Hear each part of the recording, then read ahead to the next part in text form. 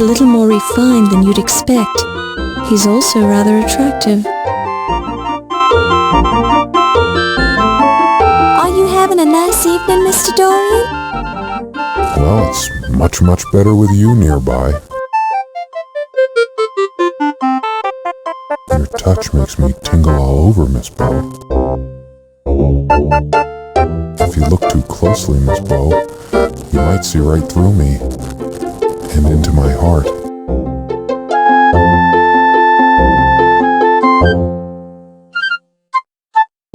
No, thank you, Miss Bow. I'm not thirsty right now.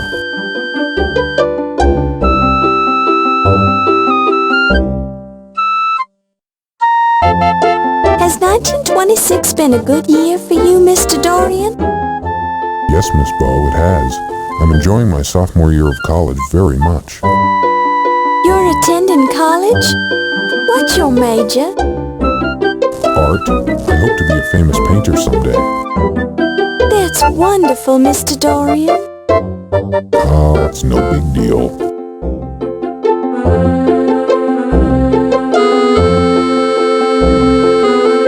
Do you know much about Egyptology, Mr. Dorian? I'm afraid I don't. I wanted to take a class in it this semester, but I couldn't quite manage it.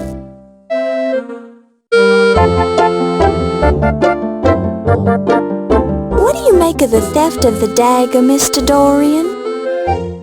I think it's awful, Miss Bow, just awful. Who do you suppose could have done it? I have no idea who could have perpetrated such a terrible thing. I just hope they get what's coming to them, that's all. So do I, Mr. Dorian.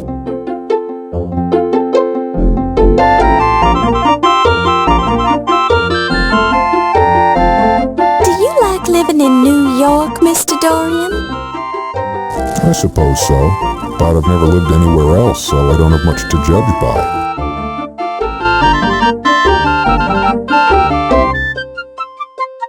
The Linedecker is one of my favorite places in the whole world. I've never seen so many wonderful things in one place before.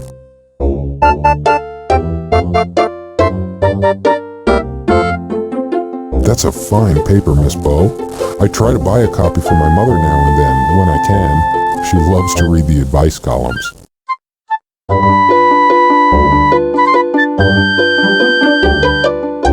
I really admire the police. They put their lives on the line just to keep us safe.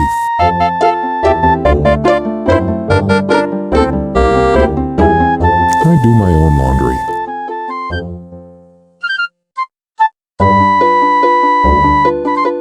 I know some folks like to, but I never go to places like that, Miss Bow.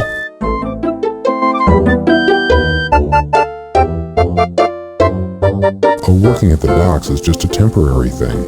I'm going to support my mother and myself as an artist someday, as soon as I graduate with my art degree.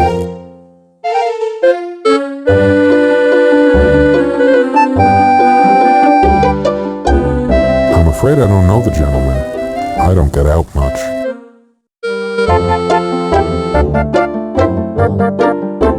Excuse me, are you having trouble with your throat, Miss Bow? Maybe you should drink a glass of water.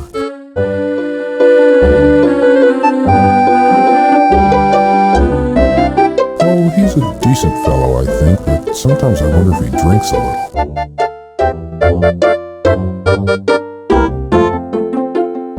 I've never met the fellow. I do my own laundry, Miss Bow.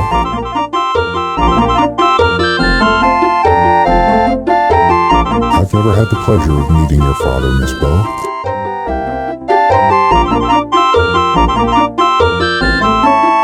Oh, that dime store hoodlum used to lurk around the docks all the time. I haven't seen him in a long while.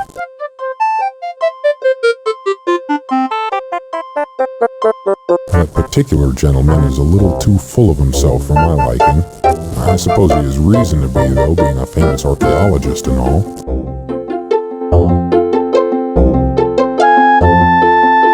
I don't know anyone that important, Miss Bow.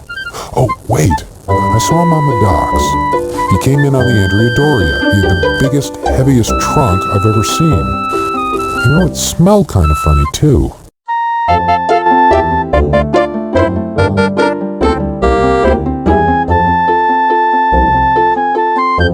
Isn't she a charming lady? A little eccentric, but I think that's colorful, don't you?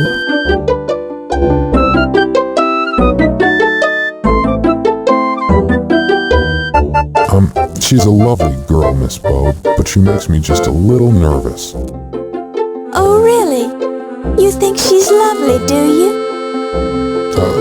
Well, sure. A man would have to be blind not to see that, right? I think she wears a wig. She looks cheap. Her hair looks real to me. How come she makes you nervous? You're big enough to take care of yourself. Well, she's kind of pushy, if you know what I mean. No, I'm afraid I don't. And I don't think she's your type. Could we talk about something else? I suppose so, since this topic seems to make you nervous.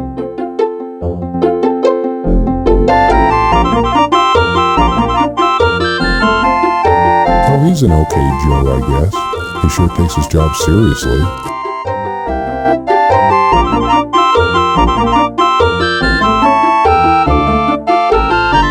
Why, that's me, Miss Bo, Steve Dorian, stevedore and student. Remember?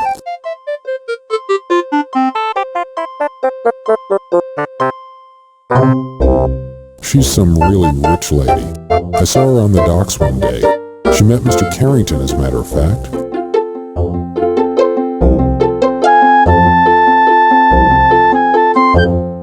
He's a studious gentleman, isn't he? I wish he'd been there to help me when I was taking trigonometry.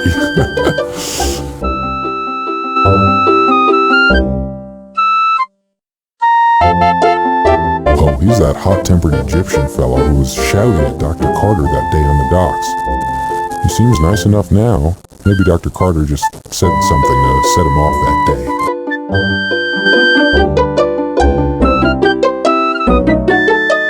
You carry a notebook, I carry a sketchbook sometimes. I used to anyway. The boys at the dock tease me about it.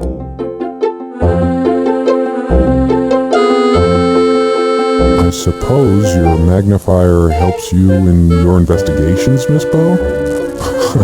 You're the most remarkable woman I've ever met.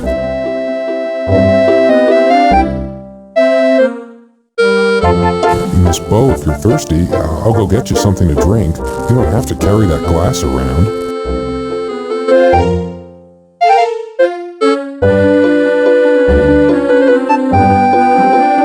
You are interested in the great art, no? Then you should come with me this evening. I'll give you the personal tour of the old master's gallery. Well, I guarantee that you will not be wasting your time. You will enjoy it very much. Well, You are studying the art at the university, no? Well, yes, but... Then it is settled. I will give you the private tour in a little while, no? But There is no need to thank me yet. I will be enjoying it as much as you will.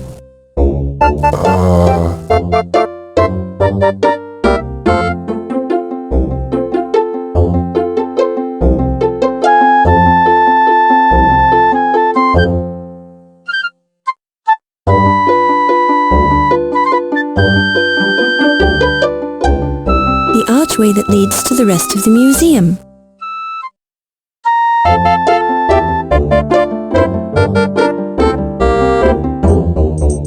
Back to the rotunda, Fräulein. The rest of the museum is off limits, and you are spooking their mastodons.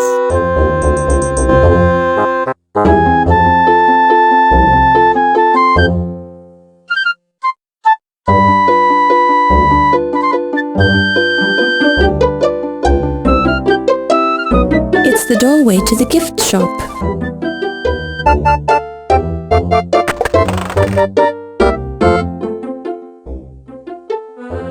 What a beautiful Art Deco rug. You almost hate to walk on it. Nice weave.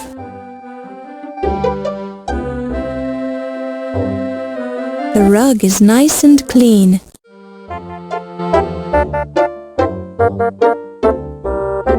These appear to be copies of ancient Egyptian artifacts. They seem to be nicely crafted. On each piece, you can see a tiny stamp that says, Faux Egyptian Artifacts, crafted with care by Hakim Rashad Hassan Ali Bozorg and Sons.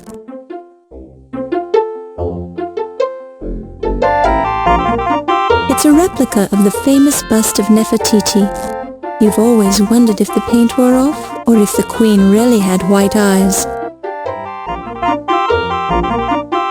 Some native craftsmen did an excellent job of painting the bust.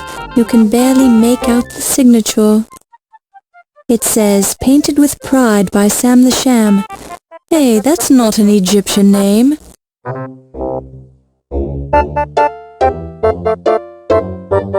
It's the museum's bargain version of the bust of Nefertiti. It doesn't look that bad except for the huge nose. Somebody was painting outside the lines. These vessels appear to be replicas of 7th century Welsh condiment pots made for export to Ireland. There's an inscription on each of the pots which reads, These vessels were made by Welsh craftsmen. We make better castles than you do, and our flag has a griffin on it.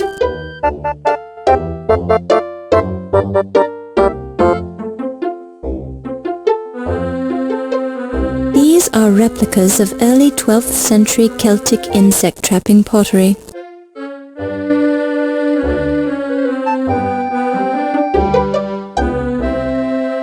That looks like a Peruvian footed vessel. It has a picture of a bat painted on the inside of the bowl. The bat on the inside of the bowl is smiling. They appear to be broken pots of some kind, probably authentic artifacts, or maybe someone just dropped them. They still look like broken pots.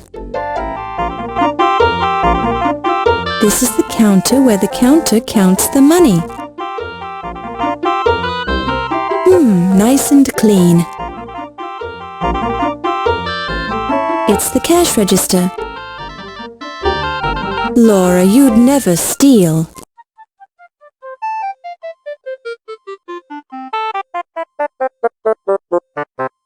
It's a painting of the pharaoh Uba Spamaton hunting geese in the springtime with his hounds and his son, Niet.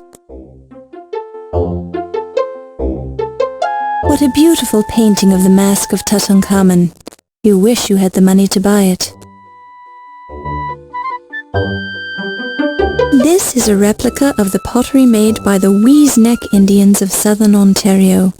All their pottery was purple because they believed that moose are terrified by purple things. They used to set the purple pots all around their campsites to ward off potential attacks by angry moose. It didn't work. What a nice smooth glaze on that pot.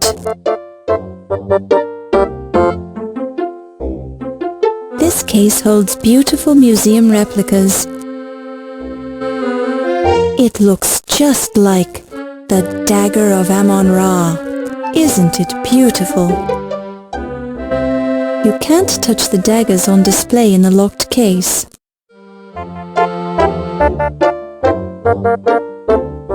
The dagger shows Pittsburgh's high degree of craftsmanship.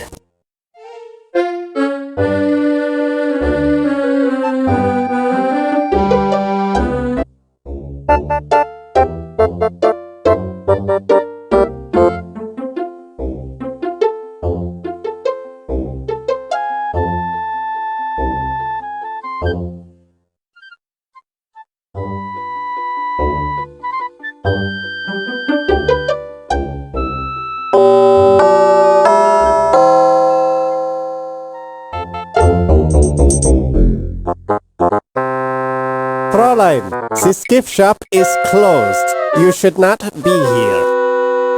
Oh, I'm sorry. The door was unlocked. Unlocked? My assistant will be disciplined harshly for this mistake. Please rejoin the party now. I will be forced to injure you.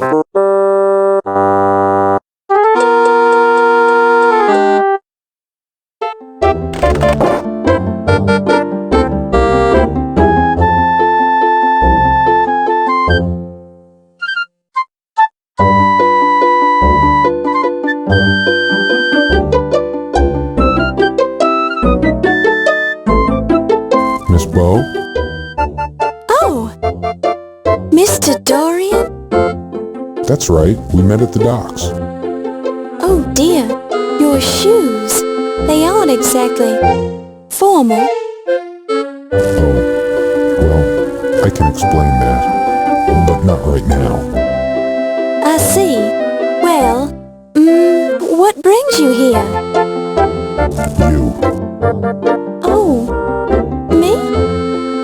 You told me you'd be here tonight, and, well, I thought we should talk. Oh, about what?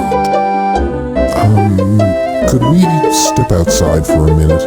The moonlight is very nice tonight. Well, all right. I think I'd enjoy that.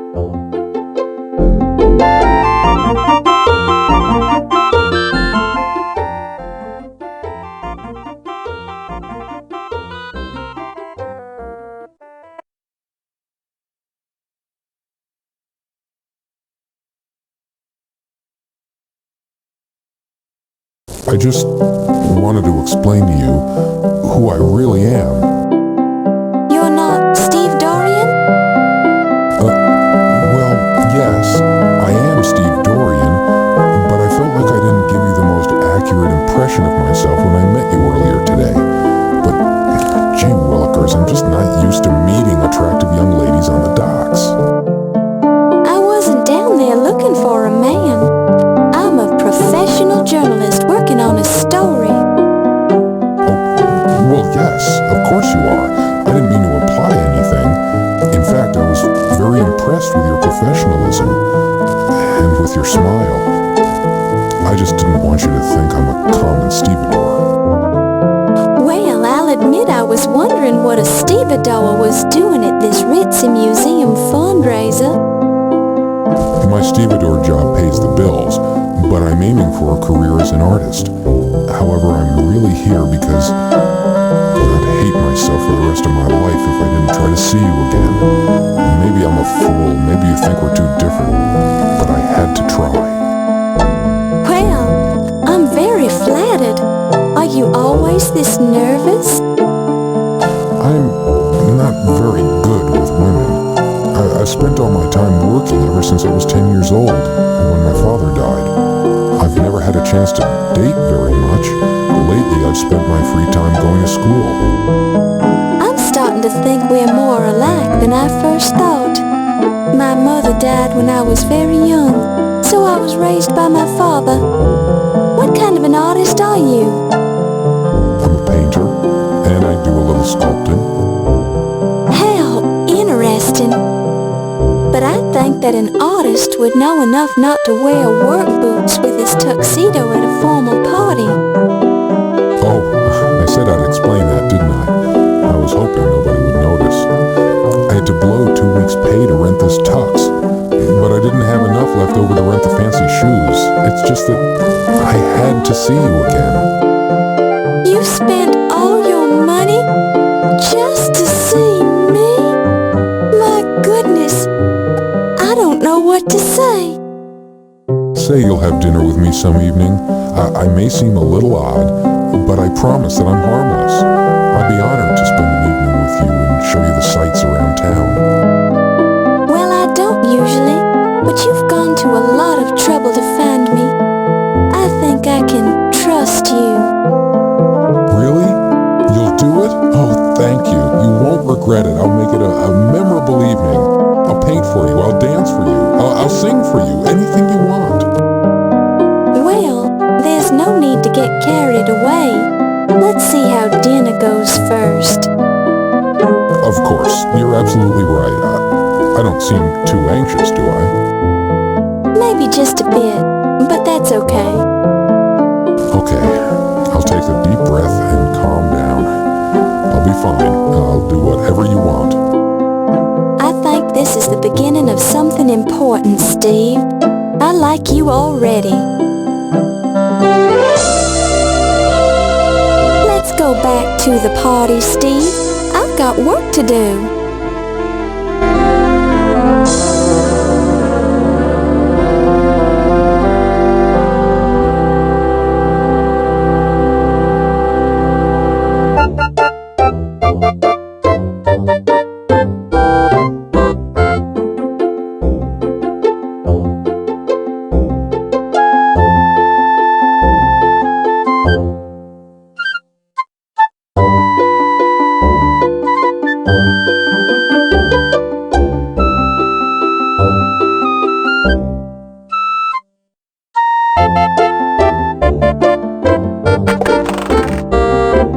The gift shop is closed! You must leave at once!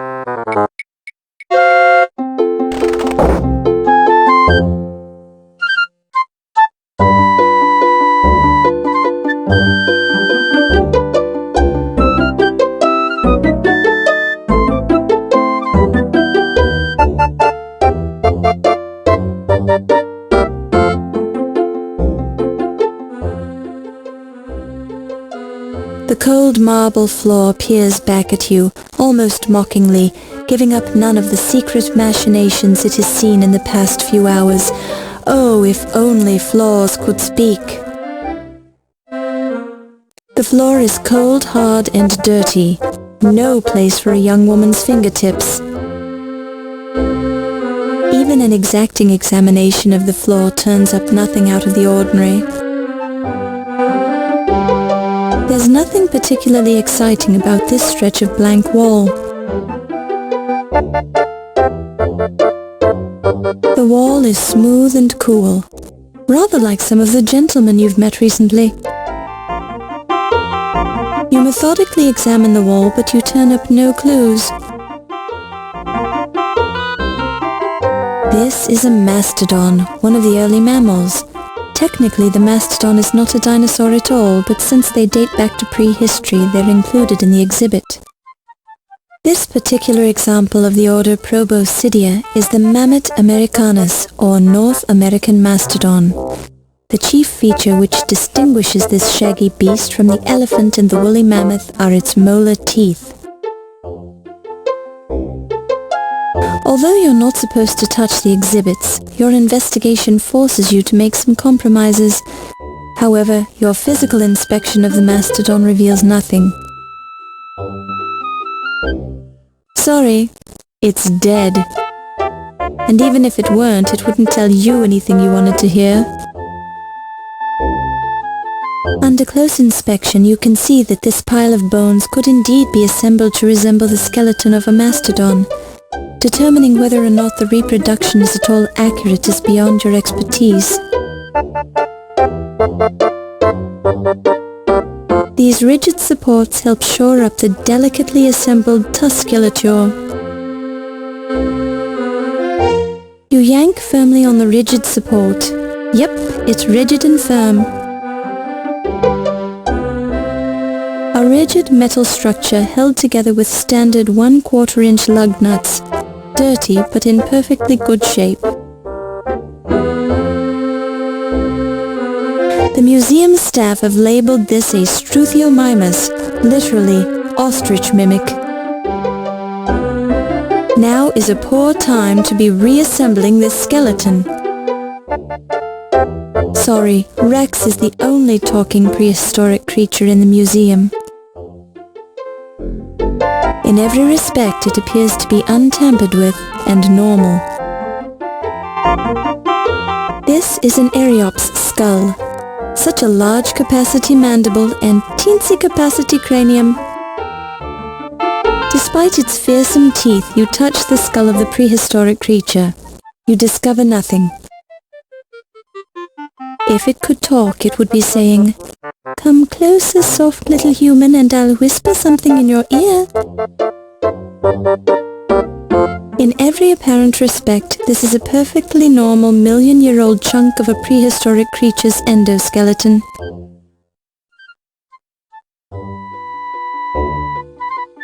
This is an Archaeopteryx. Correction, this used to be an Archaeopteryx. Please do not touch, smear, or abscond with the displays. Thank you. If it could talk, which it can't, it would probably be saying, "Help! I'm millions of years old and I can't get up." Even in close-up, this is nothing more than a fossilized Archaeopteryx. Ah, a very nice specimen of Eohippus, somewhat flatter than it appeared in real life. It says nothing. Either it's long dead, or it simply doesn't want to get involved. As you carefully examine the fossilized remains of the Eohippus, you cannot help but reflect on how brief our lifespans are in relation to the age of the Earth. You sigh heavily at the existentialism of it all. Then you return to your investigation.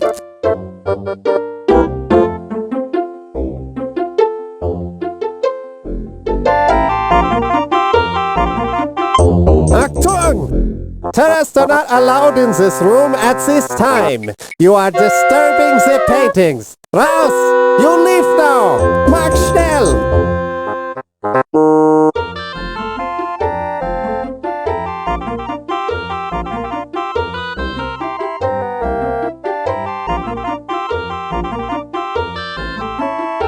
You're in the pterodactyl portion of the dinosaur exhibit. Your fingers play gracefully over the contours of the pterodactyl exhibit room. Even up close, the museum room exudes an atmosphere of quiet studiousness, with a slightly sinister undertone. Suspended overhead by thin wires, the pterodactyl frozen in mid-swoop presents a most horrific tableau. The pterodactyl is too far overhead for you to reach. Looking at the pterodactyl from here through the magnifying glass is pointless. The ceiling is very high in this room. Beyond the hanging pterodactyl is a metal catwalk. A fairly accurate model of Struthiomimus or ostrich mimic.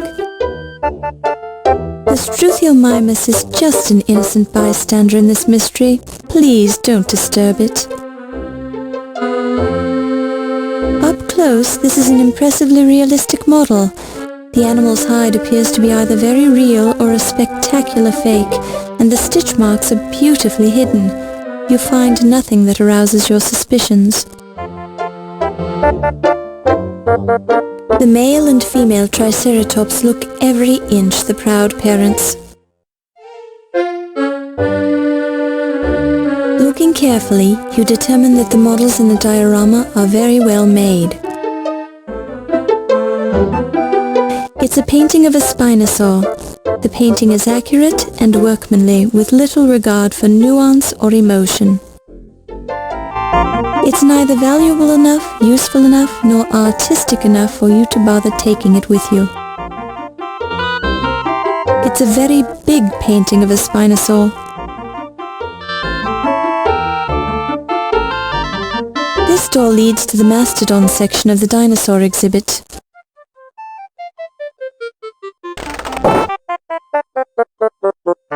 You go over the doorway inch by inch, but find nothing.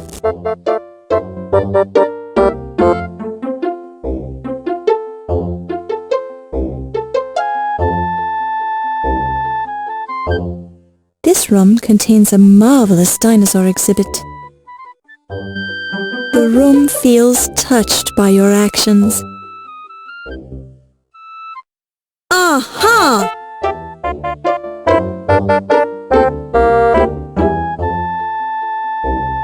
It's a Tyrannosaurus Rex. His name is Rex. Isn't that clever? It feels like fake, leathery reptile skin. Now keep your hands off the displays. It looks like an admirable reconstruction of fake, leathery reptile skin.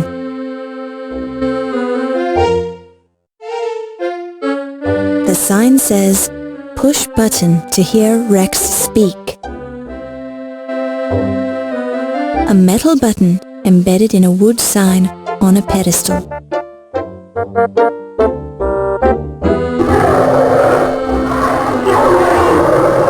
Welcome to the Linedecker Museum Dinosaur Display.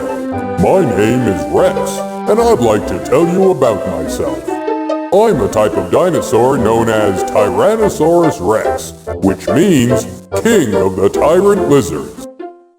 Although I was not the largest type of dinosaur, I was the largest predator ever to walk the earth. Some of my friends were 40 feet long and weighed 8 tons, with teeth that were 6 inches long.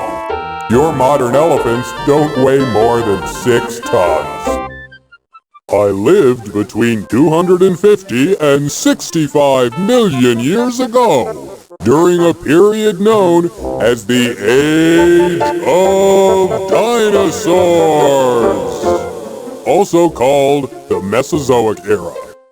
The first complete skeleton of a Tyrannosaurus Rex was found just 24 years ago in Montana in 1902. Although there were many meat-eating dinosaurs, I was considered the best killing machine who ever lived. Speaking of which, I'm feeling a bit hungry. Would you like to volunteer to be my next meal?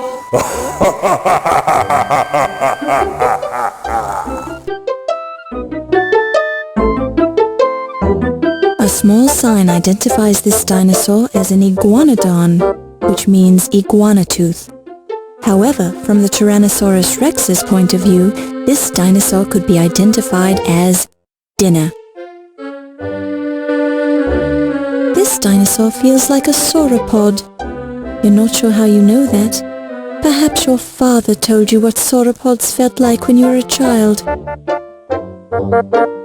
An iguanodon, up close and personal.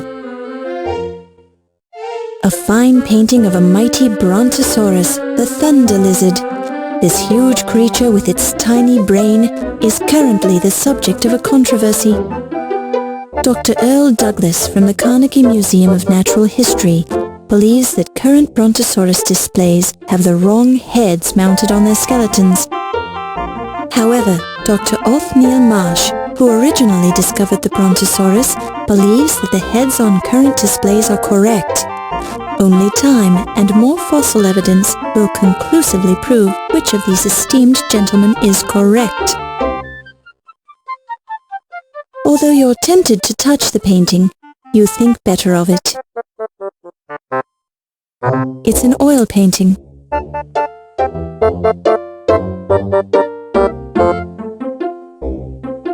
A sign on this dinosaur bone display says, "Please touch."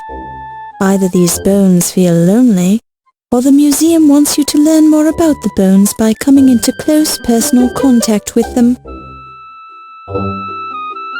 The thigh bone from a young Tyrannosaurus Rex who no longer has any need for it. The bone is fossilized and dusty.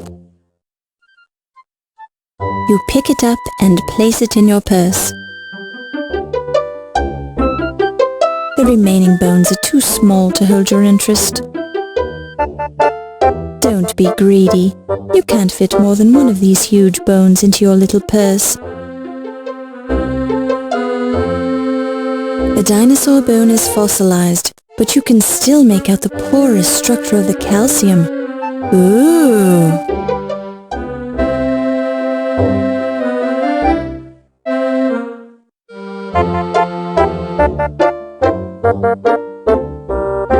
This doorway leads to the medieval armor exhibit.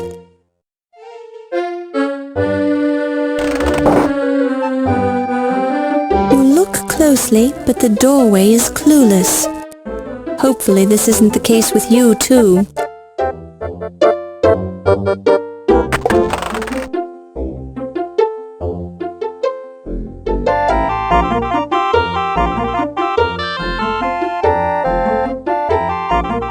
is the medieval armor exhibit in a representation of an English castle's great hall. The room seems to give gently under the pressure of your fingertips, but no, it's just an illusion, as are so many other things in life. You note with awe the incredible amount of minute detail in the construction of the room. A heraldic flag of the late 12th century decorated with fleur-de-lis. Flags existed well before the development of heraldry, but by the time that heraldry was becoming systematized, some flags were so large that they were mounted on wagons in order to be displayed and transported. This unique banner, which belonged to the Earl of Cholmondeley, bears the motto Virtus tutissima capis, which means virtue is the surest helmet. Unfortunately, the Earl didn't live very long after he came up with this motto. He lost his mind when a common foot soldier kicked him in the head after he fell off his horse. He was wearing full plate armor, except for his helmet. His friends had warned him about not wearing a helmet, but the Earl was known to be quite headstrong. Addled by the blow to his head, the Earl walked straight into the River Thames. Since plate armor doesn't float very well, the Earl of Cholmondeley immediately sank to the bottom of the river and was never seen again. In fact, he's probably still there. This striped heraldic banner belonged to Sir Hors d'Oeuvres, the French Baron of Beef. His family motto on the upper part of his banner was Hors de combat, which, although it sounded fierce, actually meant out of the battle. This was not a family known for its fierce warriors, although it did produce several excellent interior designers. The first banner of the Earl of Scarborough Fair, the upper portion of which is decorated with sprigs of parsley, sage, rosemary, and thyme. Their family motto was Muris Aeneas Conscientia Fana, which translates to, a found conscience is a wall of brass. Don't ask what it means. The banner of the Earl of Roslin, who placed the following Latin motto over his family crest, Eleso lumine solem, which means, view with sight unhurt the meridian sun. After he wrote the motto for his banner, the Earl of Roslin went blind from staring at the sun too much. The banner of the Viscount Maynard. While some mottos were battle cries or expressions of loyalty, others referred to a badge device or crest associated with the bearer's family. The motto on this flag is Manus Justa Nardus, which means, the just hand is like a precious ointment. This is a reference to the hand appearing on their coat of arms, as well as to their family name.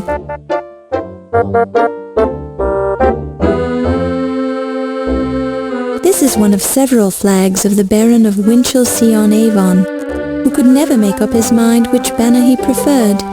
Their family motto was Nil conscieri sibi, which translates into English as conscious of no guilt. Apparently they were only guilty when they were unconscious. The Earl of Carlisle's motto at the top of this flag reads Volo non valeo, which means willing but not able.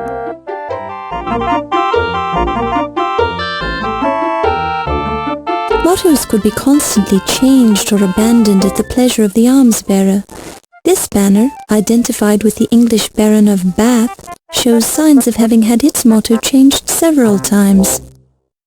Some of the Baron of Bath's motto attempts translated as take a bath, we enjoy a hot bath, we need a bath, and don't forget to wash behind your ears. After 30 years of indecision, they finally settled on you need a bath, which declared their view on how much the king needed the support of their family. They're too high for you to reach. They are too high for you to magnify.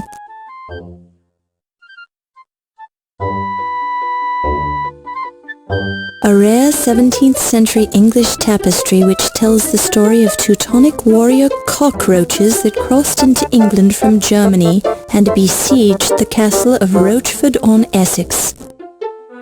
Although the cockroaches managed to storm the castle walls after a 90-day siege, the knights of the castle managed to squash the invaders when they reached the castle's inner keep. Since that great battle, the castle of Rochford-on-Essex has been free of cockroaches. Unfortunately, it has also been free of humans. 1 year after the great battle, everyone in the castle died of the plague. Shortly afterward, the castle fell into disrepair and sank into the swamp. Nice warp and woof in the fabric.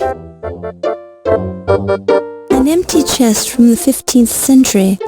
Although the carvings on the exterior are crude, cut into the wood by someone with little talent or ability for wood carving, the chest now resides in a museum, simply because it's old. Kind of makes you stop and think, doesn't it? The chest feels like wood, and you get a small splinter in your finger when you rub your hand over the carvings. The carvings on the chest depict gnomes leaping through shrubbery. A painting of The Black Prince as a Fierce Baby by Ed Botticelli circa 1560. The cheap wood frame is by the Leyendecker Museum circa 1925.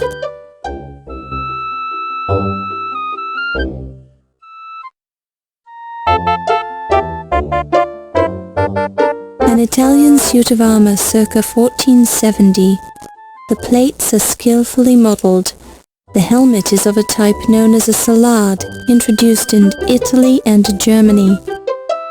The Sallet helmet was elongated and pointed in the rear, normally worn with a neck and face defense called a mentonnier. The mentonnier's lower section was fastened to the breastplate and protected the neck, while the hinged upper part cupped high enough to protect the chin, nose, and cheekbones. The armor of Galio de Genouillac, 1465 to 1546, distinguished member of one of the great feudal families of France, who served as a warrior under Charles VIII and was master of artillery for Louis XII and Francis I. The structural features of the Genouillac armor, dated 1527, indicate that it was made by an armorer who knew every trick of the art. The helmet and colleton offered complete protection for the head, and every surface is curved to deflect arrow, lance, and sword. The helmet also has vision slits, ample for sight, yet narrow enough to prevent a weapon from entering. The helmet is reinforced with a forehead plate and a rondelle in the nape of the neck, a weak spot in the human anatomy. The armor of Alessandro Farnese, Duke of Parma, circa 1570. It was made by Lucio Piccinino, master armorer of the Renaissance. Elaborately decorated, this fine suit was presented to Archduke Ferdinand of the Tyrol in 1579, who kept it at Castle Ambras. A fine example of Maximilian armor, made in Germany in 1505. The steel has a characteristic silvery color. Maximilian armor was first used in Milan, which set the fashion for all Europe in matters of dress and armor. Surviving examples of 14th century armor are rare. This armor is from Chalcis, circa 1400, showing a decorative fabric covering riveted to the plates. It has a fine globose brigandine with a deep skirt built of large-shaped plates. Maximilian armor, Germany, circa 1514. Made for a man about 6 feet 4 inches tall, with a chest measurement of 54 inches. Knights came in all sizes, and some suits of armor were for knights 7 feet tall. armour of Anne de Montmorency, Constable of France, worn at the Battle of St. Quentin on August 10, 1577. Thin and comparatively light, 50 pounds, it was worn by a man of 64 years, which was quite old for that time. This armour is a 3/4 fighting suit.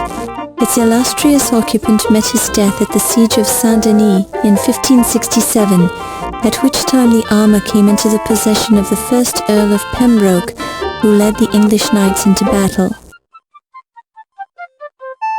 The helmet on this Italian suit of armour, circa 1460, is interesting because it's a barbute, which lacked protection for the lower part of the face. The barbute is sometimes called the Barbute Sallet because, like the 15th century Sallet, it doesn't enclose the whole head, offering most of its protection to the top. Unlike the barbute, however, the sallet is often characterized by a reinforced forehead plate and an elongated pivoted nape defense. It is, however, difficult to differentiate between the barbute, the sallet, and the bassinet. The shallow barbute resembles the sallet, while the deep barbute resembles the bassinet. Then again, who really cares? A house pet, tastefully prepared for battle in 16th century armour. Seems rather strange to be petting a dog wearing armour, doesn't it? A close look at the armour reveals a heraldic device of a fierce beaver rampant on a chevron above the motto, "Forward." A small label indicates that this Scottish dog armour belonged to Lord Balfour, 1st Earl of Fife. The steel armour feels smooth and cool. Up close, the suit of armour looks scratched. The suit of armour is empty. The suit of armour feels like cold steel and it sounds hollow. No matter how closely you look, you see nothing at all in the suit of armour. A round periwinkle blue window of a type often called a rose window. It's too high for you to reach. It's too high for you to examine with a magnifying glass.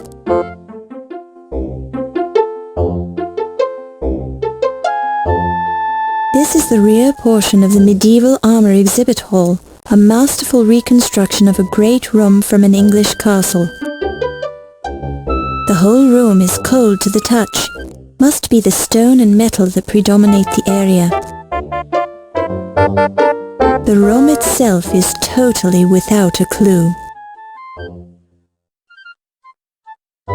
Chelsea's armour circa 1400. This specimen is unique since surviving examples of 14th century armour are quite rare. It seems to be guarding the door. Maximilian armour from Germany, circa 1514. Very impressive. The armour of Anne de Montmorency, Constable of France, worn at the Battle of St. Quentin in 1577. At 50 pounds it was comparatively light. This was necessary since its occupant was 64 years old. The helmet bears the monogram of the Constable of France, Anne de Montmorency. The armour bears the mark of Susenhofer, armourer to the court of Emperor Maximilian. The Chelsea's armour has a mirror-like finish. Someone took good care of it. It's an unmarked wood door with faded flecks of white paint on it. The door is locked. When you touch the doorknob, you get a heavy coating of dust all over the palm of your hand. On close inspection of the door, you see two heavily faded words that were painted on the door at eye level, although some of the letters in the words are totally unreadable. EM space L space YE space S. O space space Y.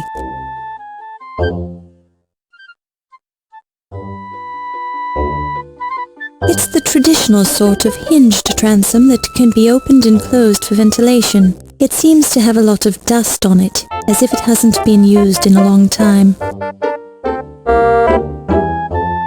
The transom is too high for you to reach while standing on the floor.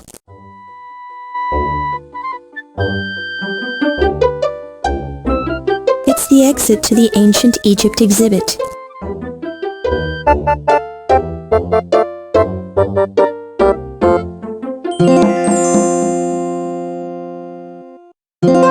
This is part of the Ancient Egypt exhibit.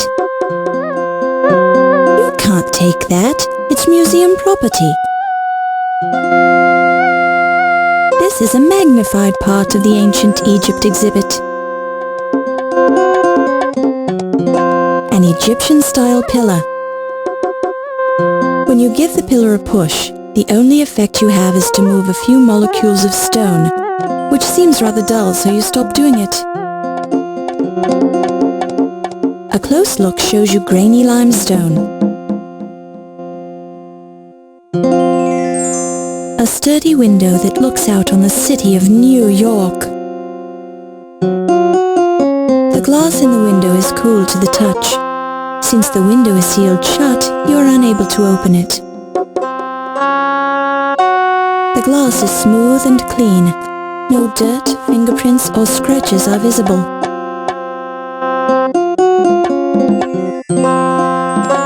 The placard says, "This is a granite stele depicting Horus and Thoth, found in the Temple of Amon-Ra. This stele was modified during the reign of the pharaoh Akhenaten, then restored during the reign of Tutankhamun." At close range, you see large words on paper. A sepulchral stele found in a tomb of the 6th dynasty. It tells the story of Una, born during the reign of King Tita, who served under Tita's successor Pepi. Una died during the reign of King Murena, full of days and honor. The stele feels like it's made of granite. The granite is cracked.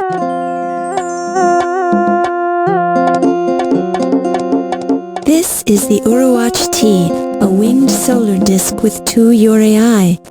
The goddess Nekhebit on the right and Buto on the left. According to one myth, Horus assumed the form of the solar disk to protect himself from the evil god Set. The winged disk is too high to see clearly through the magnifying glass.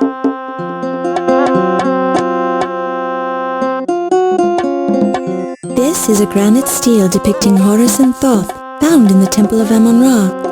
This stele was modified during the reign of the pharaoh Akhenaten, then restored during the reign of Tutankhamun.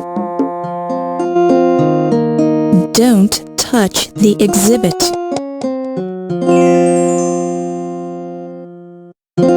This pyramid is a model of the Great Pyramid of Cheops, Khufu, as it appears today. Originally, the entire surface of the pyramid was covered with smooth, polished limestone. This covering has worn away over time to reveal the stepped surface we see now. The base of the Great Pyramid covers 13 acres and was built with over 2 million stones to a height of 480 feet. Construction took 30 to 50 years. In a clever attempt at realism, the pyramid is constructed of limestone. The surface feels rough when you touch it. A close look at the pyramid shows you the grainy texture of limestone, which you find highly educational. The mummified corpse of Amenophis III, also known as Amenhotep III or Memnon by the Greeks. He built large temples to Amon-Ra, both at Karnak and at Luxor. In the 5th year of his reign, Amenophis marched into Nubia to quell a mighty rebellion. He also ruled over the Mesopotamians, since his kingdom was quite large.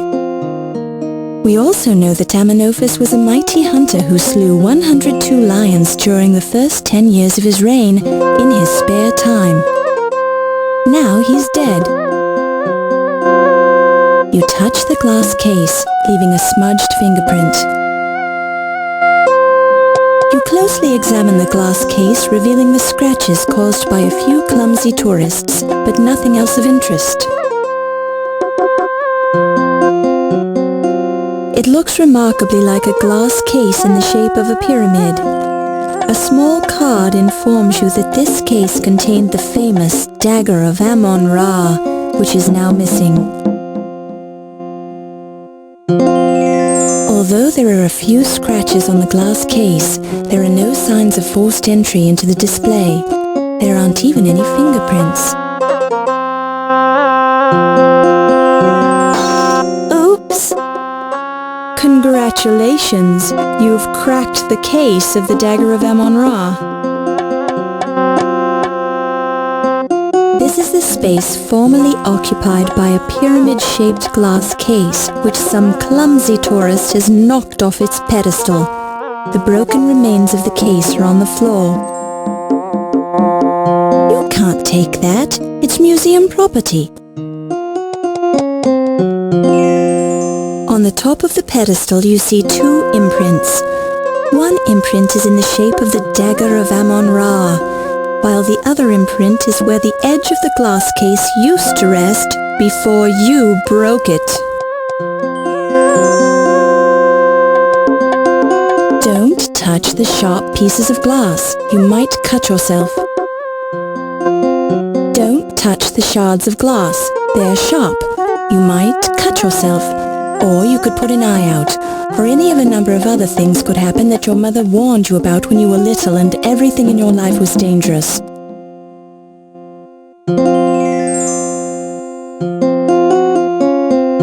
You're in the Ancient Egypt exhibit at the Leyendecker Museum. Now you're just grasping at straws.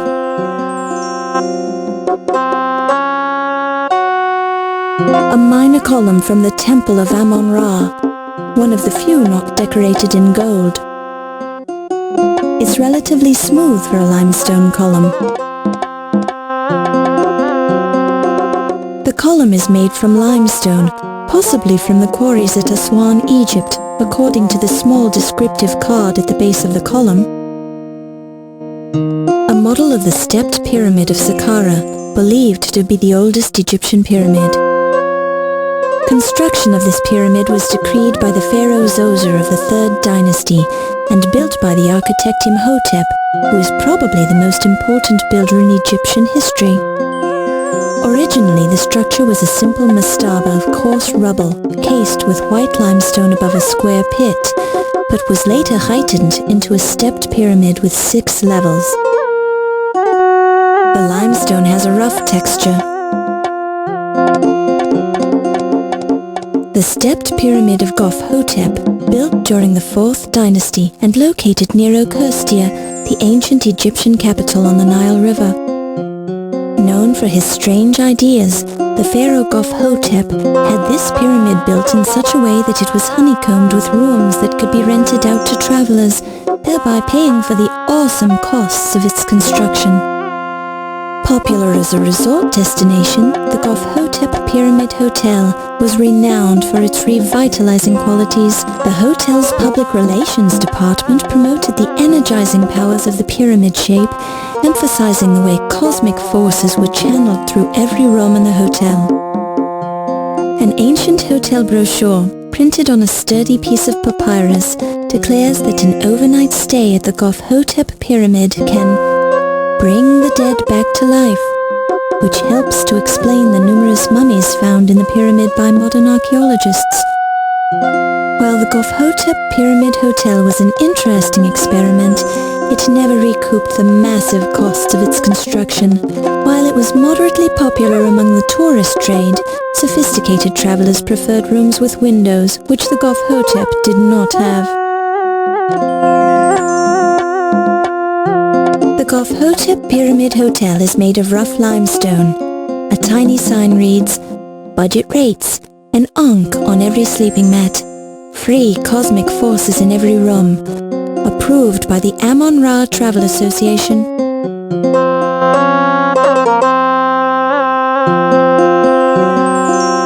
This placard describes the full translated text on the Rosetta Stone, which still resides in the British Museum.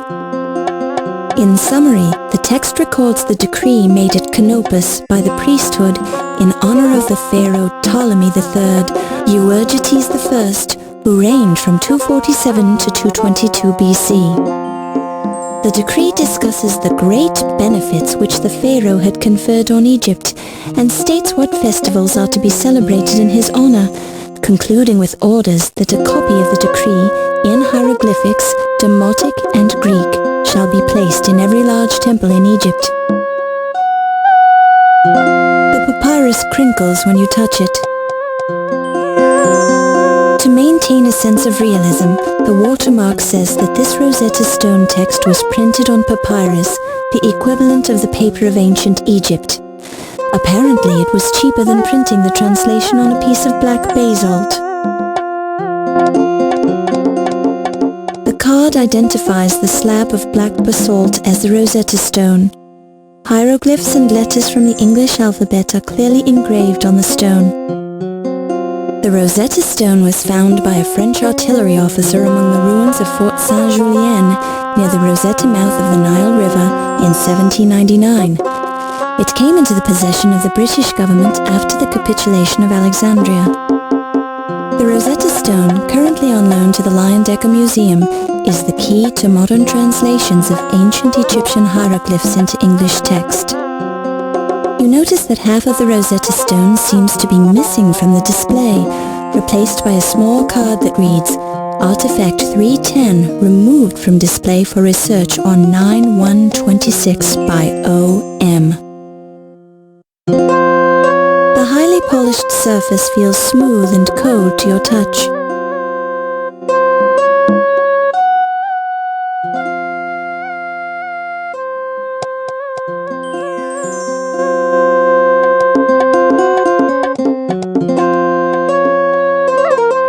Coffin built during the 19th dynasty. Inside and outside, both coffin and cover are decorated with large figures of gods, vignettes and inscriptions from the Book of the Dead, as well as emblems and decorations painted in bright colors.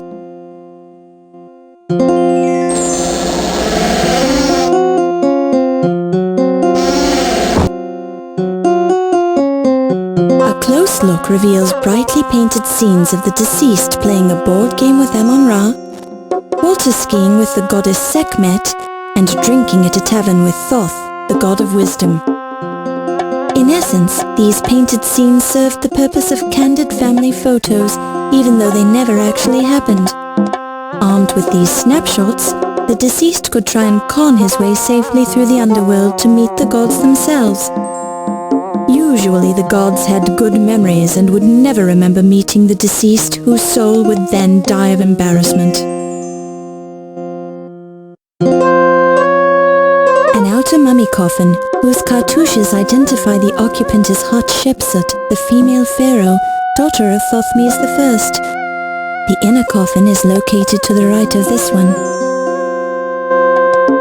The mummy case is sealed shut, as it has remained for over 2,000 years. The exterior of this coffin is gilded and inlaid with lapis lazuli in a pleasing aesthetic pattern. Ironically, there's a gold Ankh medallion, the ancient Egyptian symbol of life, resting in the pool of blood. A close look reveals the initials PS inscribed in the back of the bloody Ankh. You pick it up and place it in your purse.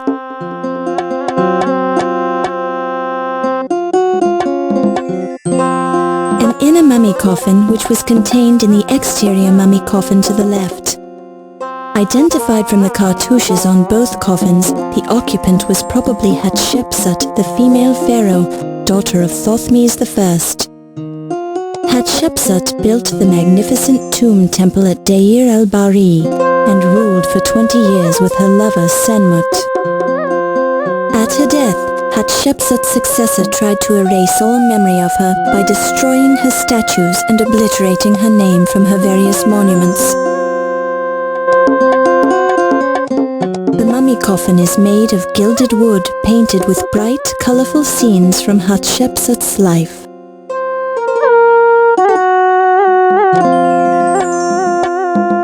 There's a pool of blood on the floor. You lightly touch the blood with your finger. It's wet. It's definitely blood. Most of it is still liquid, but some of it is already starting to dry.